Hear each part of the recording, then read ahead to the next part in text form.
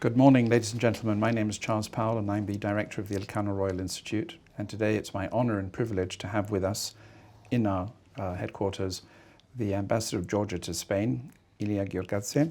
Ambassador, thank you very much for coming.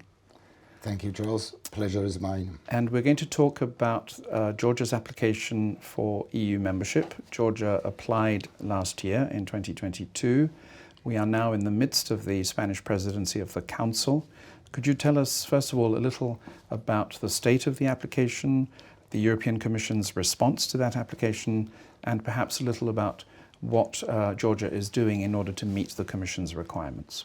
Well, thank you very much for inviting me here. And to answer your question, as you know, Commission gave to Georgian side 12 recommendations, we call it 12 priorities, to be implemented to get so-called candidate status. However, it is very important that EU granted us perspective, which is very important for us to push forward all the reforms that we have started.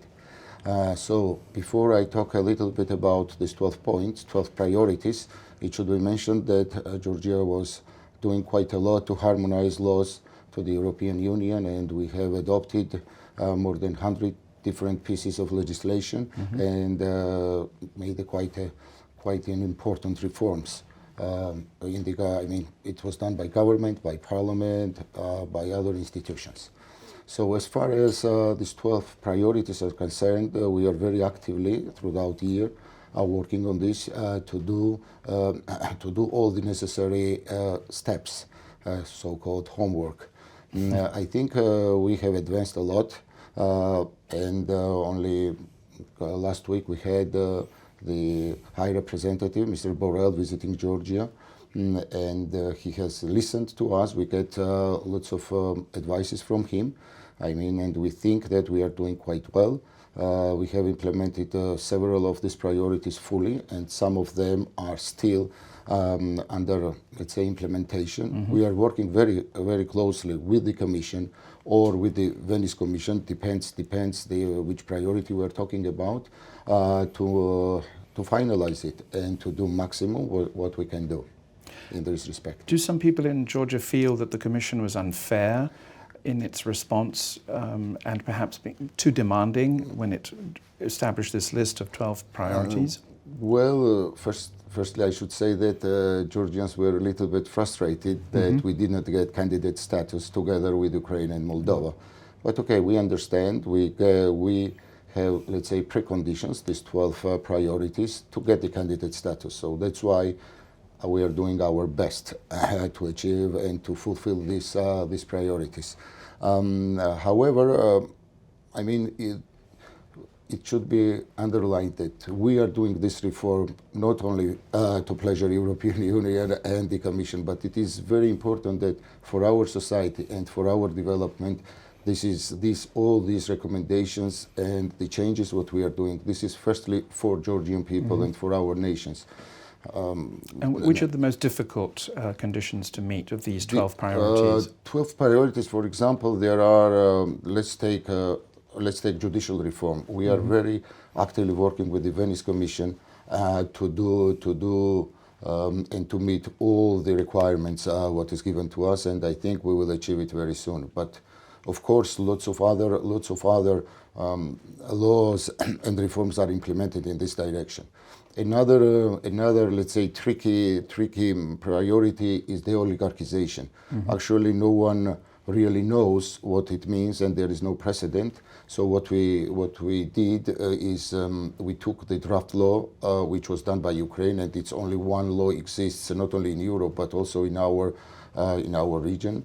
But however, on the second, we passed it with the second reading in the Parliament, but it's on standby because we decided to approach it more strategically and systematically. So we are working very hard with Commission to put down like systematic way how to approach this priority, but I am sure it will be done together with the Commission's help. You've mentioned Ukraine. In a sense, it's both fortunate and unfortunate that your application has come at this time precisely? Because obviously the whole of Europe is looking at Ukraine, this totally unjustified, unwarranted war that Russia is waging against Ukraine. And perhaps Georgians feel a little bit unfortunate and badly treated by the Commission in the sense that they fear that Ukraine and Moldova will get special preferential treatment? Well, first of all, a few words about Ukraine and Georgia's feeling about Ukraine. We know and we understand Ukrainians more than anyone else in the region because we experienced same thing in 2008, as you remember. We had Russian blunt invasion, with blunt violation of international law. They invaded Georgia. They currently occupy two historical and one of the best parts of Georgia, which is Abkhazia and Khyr Valley region, South Ossetia. We have Russian occupation forces like 40 kilometers away from our capital, so you understand how concerned we are. And we cannot access the occupied territories, and we have a zero European monitoring mission, and even they are not allowed to cross, let's say, we call it occupation line. So we understand Ukrainians very well, and they have our full support. So to go back, if there was a sort of discrimination, I don't think so. I think that and Commission stated, and you, representative, stated that they gave candidate status to these two countries, they gave this status and they gave the priorities to be implemented. So in our case, it was vice versa. They gave us the priorities, and after this implementation, we will get the candidate status. It was sort of, little present because, of course, Ukraine and Moldova, they suffered more with this invasion, with this latest Russian invasion than Georgians. So that's why we understand and we don't envy, let's say, the situation. But most importantly, what we ask now to Commission and to European Council is that to treat us based on the merits. And our Prime Minister mentioned it with speaking with High Representative Borrell last week, that please give us what we deserve. We don't need any extra preferential treatments or any extra gifts, but please give to Georgia what we deserve. You have been talking to Spanish officials this morning, Yes.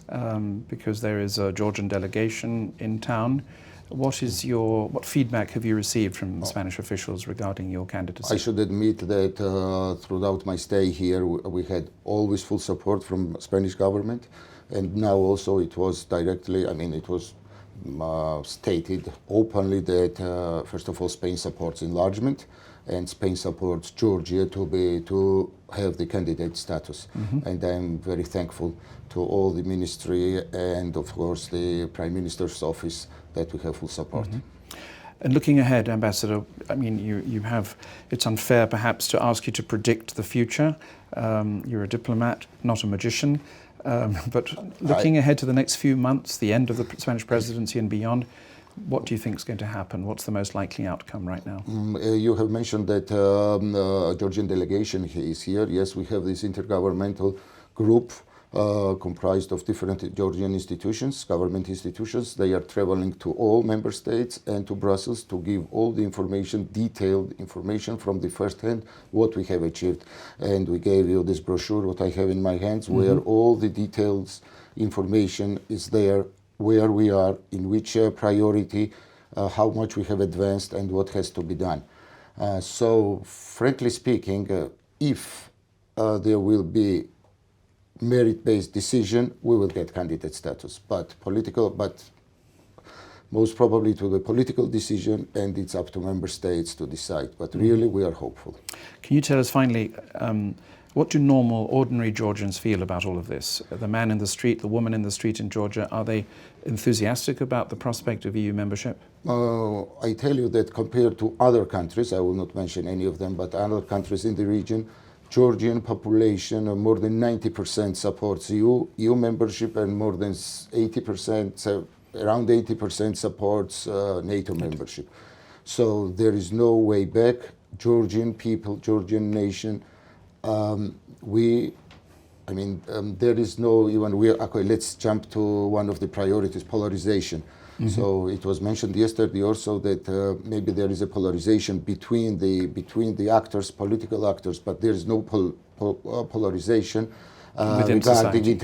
regarding international priorities of Georgia. So Georgians want to become member of the European Union. We actually say that we want to go back to the family where we belong.